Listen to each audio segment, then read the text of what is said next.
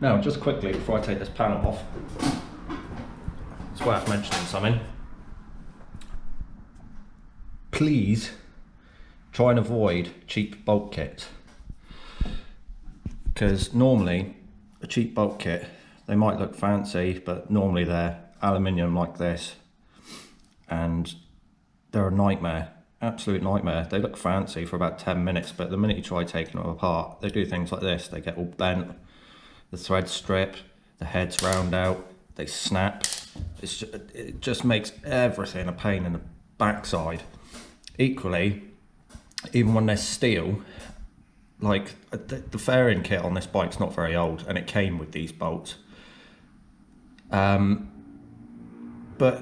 just look at the state of them already. They're terrible. I mean, they're still perfectly functionable because they're steel, but they just look crap. It just ruins it. Like, this bike was mint, absolutely mint. Like, fairing kit was all custom ordered, and then, you know, he got me to paint the tank. I painted the subframe, and it looked absolutely fantastic when it was finished. But, you know, it's only been what a few months, and just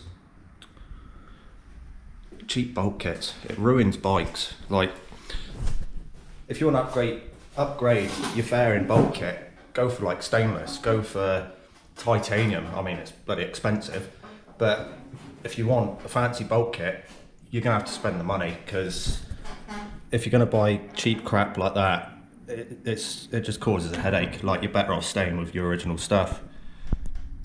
Anyway, so enough of that rant. Let's crack on and get this thing done.